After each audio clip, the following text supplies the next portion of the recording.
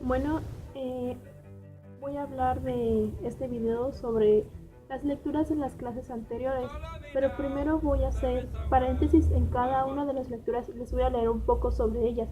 Después de esto de terminar voy a explicarlo y voy a dar una conclusión en global de todo lo que hemos visto en la materia. Y por finalizar voy a entrevistar a una persona para saber qué piensa sobre el salario que hoy tenemos en nuestros días. Bueno, la primera lectura que tenemos es la de Cambio Mundial y Reestructuración Capitalista. Bueno, en esta lectura, para comenzar, nos habla de los hechos históricos que hemos tenido y a base de eso hemos tenido nuevas tecnologías y nuevos avances en lo cultural, tecnológico y social. Bueno, los acontecimientos que se registraron en el escenario internacional durante el siglo XX dan un miraje significativo en el funcionamiento del comercio mundial que favoreció el desarrollo de cierto instrumental analítico. Como les había comentado, la primera revolución industrial, aquí vemos los, nos da camino a cosas nuevas. Nos podemos encontrar un nuevo hecho que fue lo de la máquina de vapor, que esto nos dio un avance más a nuestro trabajo y nos facilitó mucho más. En esa época les facilitó mucho más su trabajo. Y en la segunda revolución industrial encontramos que los inventos de la primera en esta se van a perfeccionar. Bueno, en esta etapa se generan las condiciones formales de un conocimiento científico y tecnológico que avanzó a paso acelerado y logró influir sensiblemente en la actividad económica durante los primeros años del siglo XX. Las relaciones sectoriales fueron cada vez más estrechas al interior y exterior de los estados nacionales, siendo posible gracias a la libre circulación de capitales y mano de obra que se promovía en aquel entonces. El ascenso de nuevas potencias industriales, todas ellas organizadas en función de esquemas de capital monopolista, mermaron la ya de por sí deteriorada posición hegemónica que tuvo Gran Bretaña en el periodo anterior de la Segunda Revolución Industrial, que actuaba con el gran taller industrial del mundo, abasteciendo de productos manufacturados y de capitales de inversión directa e financiera. Inglaterra propició un vacío de poder que impidió reeducar el sistema económico internacional. A partir de la segunda gran crisis económica, estamos hablando de Estados Unidos, en el siglo XX, acaecida durante los años 70, se consolidó su papel como potencia de poder absoluto sobre el orden mundial.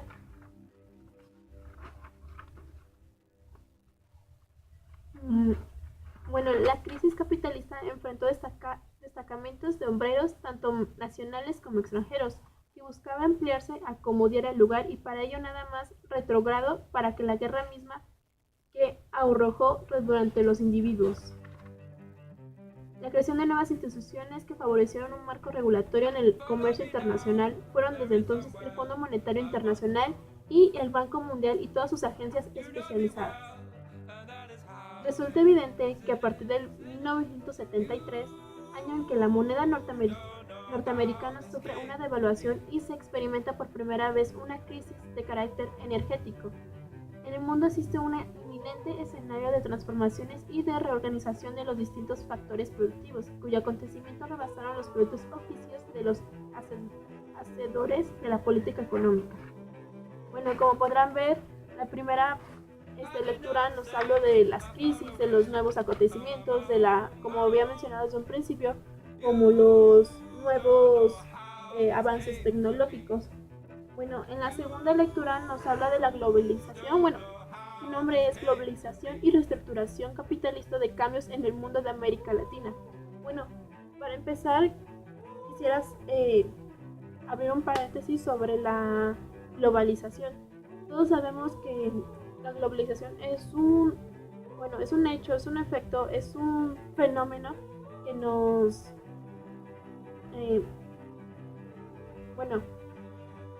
que nos generaliza como sociedad.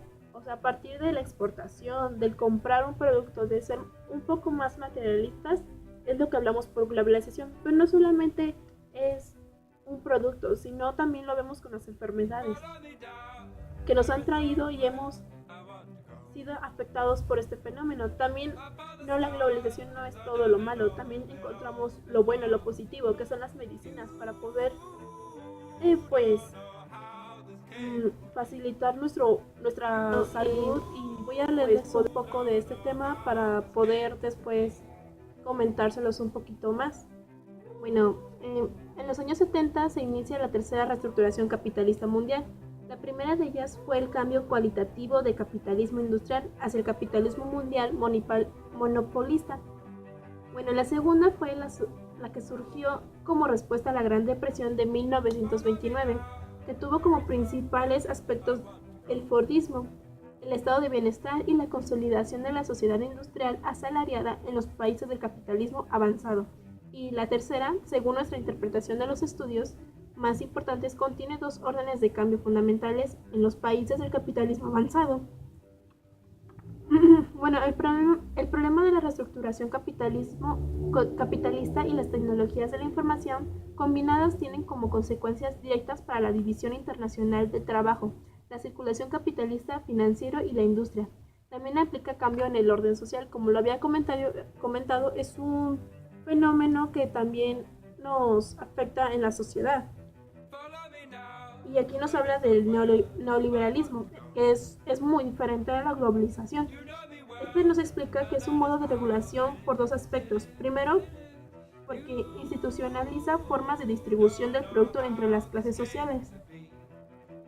Y segundo, porque consecuentemente modifica las reglas y las disposiciones sociales relacionadas con el consumo. También señala que el neoliberalismo es una doctrina de políticas bautizadas como la globalización. Es base A, pero ¿cómo lo explicaré? Bueno, se lleva de la mano. También dice que el capital a nivel mundial, mientras el neoliberalismo sería la forma de la globalización. Aquí también nos habla de la nueva revolución tecnológica, que hace más productivos el trabajo y el conocimiento, nos facilita mucho más nuestro trabajo hoy en día. Todos sabemos que para una empresa va a ser mucho más fácil crecer si tiene mucho más tecnología a tener obreros. Esto nos dispone a que una empresa le va a facilitar más el gasto, su costo total en mantener una máquina, en darle mantenimiento, y va a ser bastante caro el pagarle mejor a un obrero y en todos los impuestos que tiene que pagar en él. Bueno, también nos habla que la revolución tecnológica se diferencia de sus antecesores en lo siguiente. En primero, su lógica propia se caracteriza por la capacidad de traducir todos los aportes a un sistema de información común y procesar esta información a una velocidad creciente. Es mucho más rápido. Y segundo, tiene una capacidad no antes vista de extender un espacio temporalmente. En la tercera, ha sido producto de una nueva interacción entre sistemas de innovación. Y la cuarta, por último, pero no menos importante, mientras el núcleo de las anteriores revoluciones la constituyó la generación y distribución de la energía.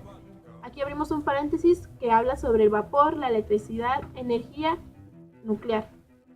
Lo cerramos, la cual actual revolución se basa en la aplicación inmediata de conocimientos sobre sí mismos.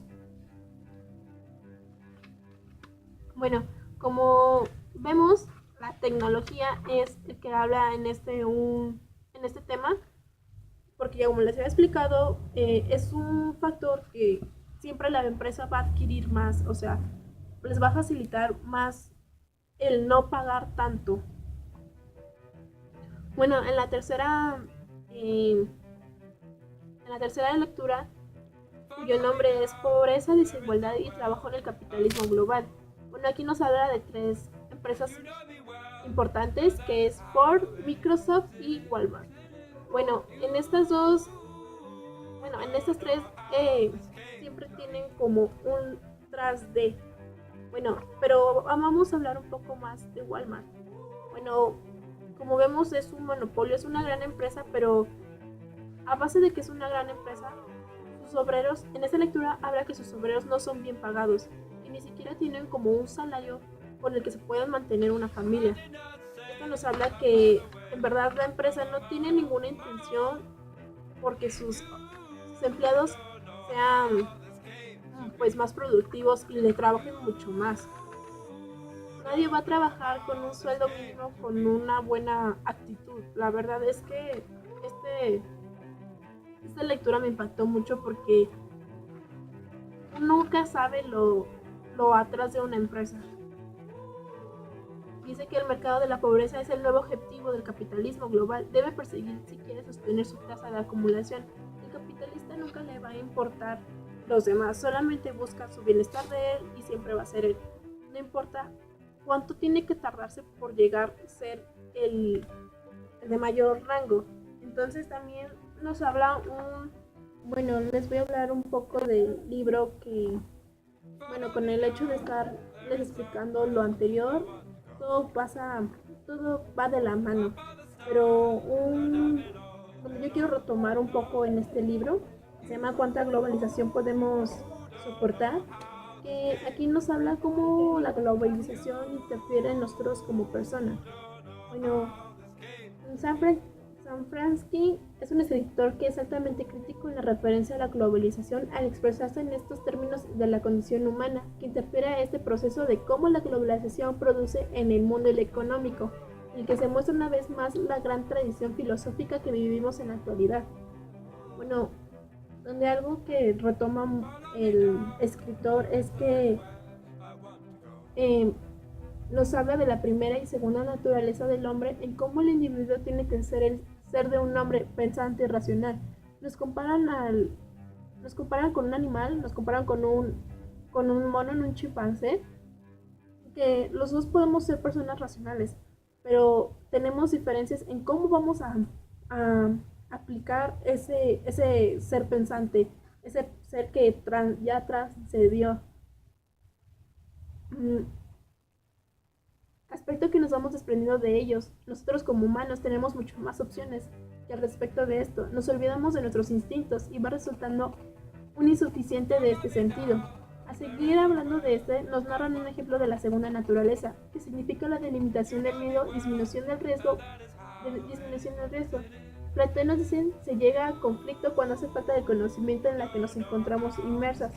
El saqueo de los recursos naturales de la Tierra se encuentra en un terrible escenario amenazante. Es aquí donde podemos decir que también se plantea el concepto de la globalización, o sea, el expolio de nuestro planeta. No podemos hablar solo de lo material, ya que necesitamos de las materias primas de la producción de estos.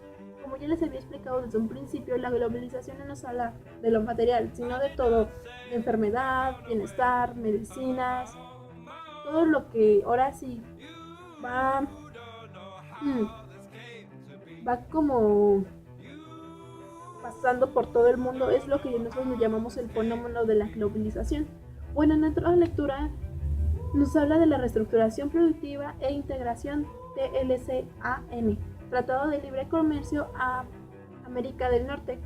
Bueno, les voy a explicar en muy poco tiempo este tratado.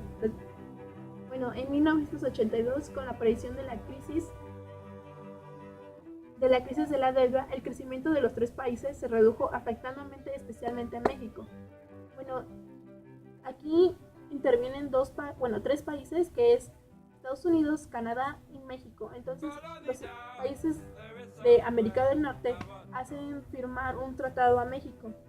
Bueno, sabiendo que México eran como una arma de dos filos, sabiendo que México iba o no a poder con ese tratado, igual lo firmó. Yo creo que lo firmó con el hecho de que podía ser la sombra, bueno, es la sombra de Estados Unidos, pero no como lo vemos como tal, como yo creo que lo firmó como para hacerse un poquito como una potencia, pero lo vemos que hoy en día no. De hecho, Estados Unidos se beneficia mucho de los recursos de México para poder ser una gran potencia. Yo creo que Estados Unidos pues sí, tomó a México como un país muy bajo para beneficiarse beneficiarse como país, como potencia. En En agosto de 1992 surgieron las negociaciones del Tratado de Libre Comercio entre México, Estados Unidos y Canadá. La transformación de México es un país altamente exportador, estuvo apoyado en la inversión extranjera. Bueno, aquí México habla de que su exportación más importante son de las piezas automotriz, es donde México destaca un poquito en este tratado.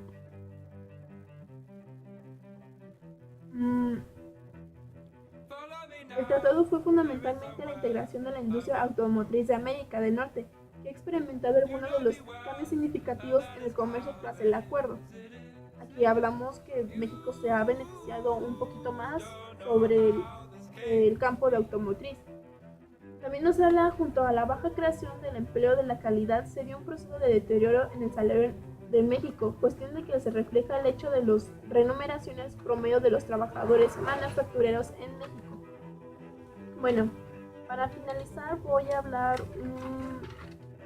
del libro el libro del salario, no recuerdo su nombre, se me olvidó. Bueno, este libro nos habla sobre todo, así que es la opinión de los mexicanos, qué opinamos sobre el salario, qué opinamos sobre la economía del país. Bueno, escribí varios puntos donde me llamó más la atención de este libro. El primero de los puntos puse que más del 50% de la población no puede adquirir una canasta. Al hablar del salario mínimo, que me parece que hoy en México es el 71 pesos, es el salario mínimo. Es muy evidente que este salario no nos alcanza para nada. No nos alcanza ni para la canasta básica, ni para darle una educación a los hijos, ni para guardar nuestra salud. La verdad es que 71 pesos no te alcanza para nada. De cuatro mexicanos, solo 3 dijeron que estaban inconformes con la economía del país. También habla sobre que la economía del país no avanza por la corrupción y la inseguridad que vivimos.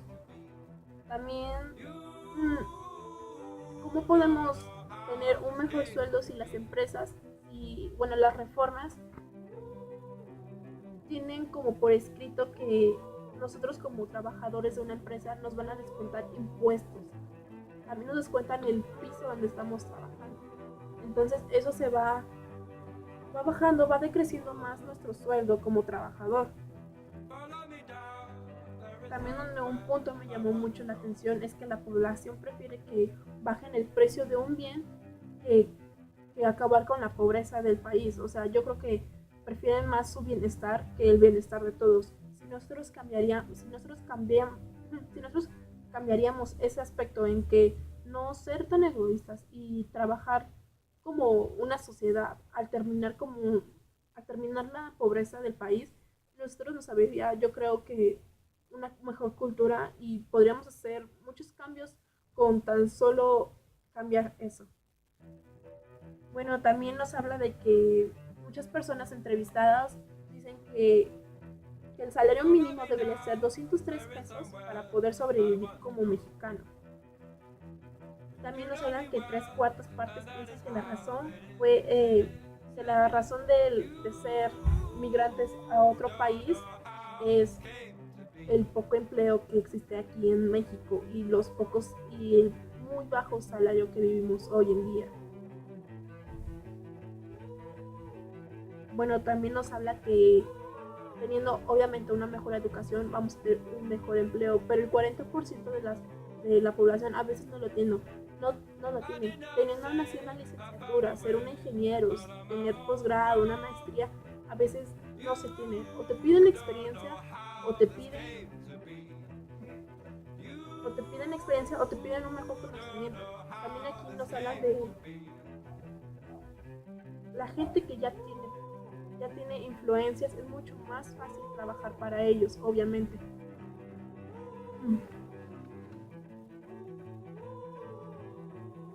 Bueno, los entrevistados también dicen que para tener un mejor empleo,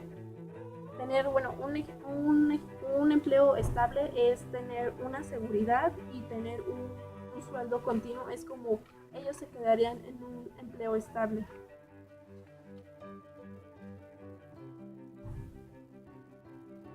Y bueno, también nos hablan de las reformas laborales que Nos hablan de las reformas laborales que tenemos 30 días para ponernos a prueba y saber si nos contratan en ese trabajo o no. También nos habla de la informalidad del trabajo. Sabemos que nos referimos a la informalidad del trabajo, ahora sí que al trabajo como callejero, como a los tianguis, como todo que es como nuestro, nuestro, nuestro trabajo, pero sin ser un poco más formal, sin tener un establecimiento. También nos hablan que cuando apareció el trabajo informal pensaron que solamente iba a ser por un tiempo hasta que la economía se estabilizara. Pero vemos que hoy en día la verdad es que no. De hecho, el empleo informal es la principal fuente de trabajo en nuestro país. También nos habla de PEA, personas económicamente activas, personas de 14 años o más que durante el periodo de diferencia tuvieron o realizaron una actividad económica, buscaron en realizarla, ¿verdad? Bueno, aquí nos habla de que pues, la gente que ha tratado de conseguir un trabajo o ha tenido un trabajo en esa edad a partir de los 14 años, o la PEI, que es lo contrario, población económica inactiva, personas de 14 o más años de edad que durante el periodo de reforma no tuvieron un empleo, realizarlo o una actividad económica. De hecho, estas personas que nunca han trabajado en su vida, que ni siquiera lo han pensado en trabajar, bueno, ya sea por cualquier circunstancia. Bueno, para dar mi conclusión en todas estas lecturas, podemos ver que es un problema que en verdad nos afecta a todos como sociedad. Yo creo que podríamos cambiarlas en diferentes maneras, porque tú nada más hagas el cambio, esa persona puede ser la diferencia entre todas. Yo creo que el leer, el cultivarse, el ser solidario, el tener nuevas ideas, podemos avanzar como país. Así que todo nos da de la mano. Bueno, también voy a hacer una entrevista sobre qué es lo que piensa una persona sobre el salario, si es que ha trabajado, si es que los sindicatos les han sido válidos sus derechos como trabajadores. Entonces, bueno, voy a comenzar.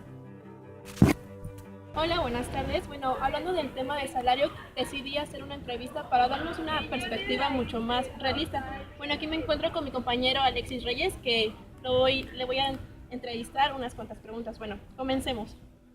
¿El trabajo tiene precio? Bueno, yo creería que sí, ¿no? Sería el salario de alguna manera, ya que pues por un medio en el que se remunera es el trabajo, exacto. Entonces yo supondría que sería el sueldo y salario, pero pues podríamos enfocarnos ahorita en el salario. Ok, de acuerdo. ¿Y qué es el salario? Bueno, creo, como ya te comentaba, yo pienso que es como la remuneración que tiene tu tiempo laboral o el tiempo que inviertes laborando en alguna empresa y que se te retribuye de esta manera, ¿no? O sea, entonces digamos que sí, el salario puede ser la cantidad de dinero que tú estás recibiendo a partir de tu fuerza de trabajo, por así decirlo. Me imagino que alguna vez has trabajado y por lo menos tienes una idea de cuántos tipos de salarios existen o al menos conoces. Bueno, sí, en mi caso, por decir, he tenido varios trabajos por ahí. Eh, Pongamos un ejemplo, yo trabajaba en una empresa de instalación de alarmas. Entonces, en esa empresa se te pagaba por diferentes maneras. Tenías, no sé, pues te pagaban posiblemente a la semana, a la quincena, por así decirlo. O luego te pagaban por el número de alarmas que podías, que instalabas. Exacto, ajá. Exacto, nosotros le llamábamos destajo. Y en otros trabajos, pues sí, como en una bodega, pues sí me pagaban por quincena. Sí. Ok.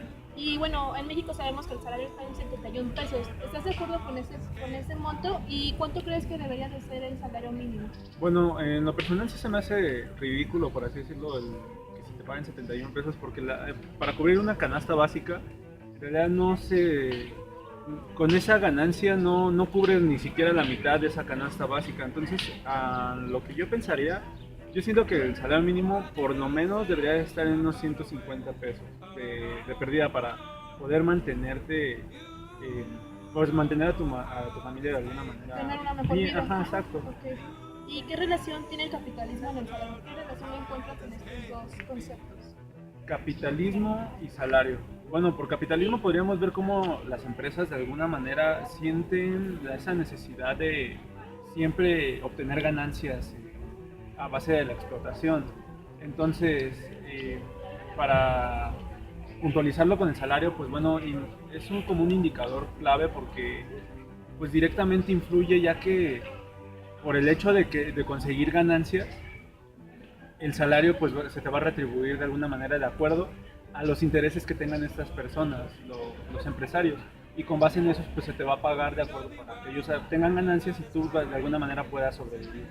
Ok, y por último, pero menos importante, y que influye mucho en el tema del salario, ¿crees que la educación influye en el salario? La educación influye en el salario. Yo creo que sí, porque si no tienes, digamos, las aptitudes para desarrollar un buen puesto de acuerdo a tu conocimiento, entonces te van a dar como que los peores lugares, ¿no?, dentro de la empresa laborando, y eso pues dentro del salario pues se te va a retribuir de tal manera que pues ganes menos o ganes más. Igual si tienes mayor educación, yo supondría o debería de suponer que te van a dar un mejor puesto y te van a retribuir de tal manera. Okay. Bueno, con esto finalizamos nuestra entrevista. Muchas gracias, Alexis. Muchas gracias a ti por Y pues ya eso sería todo.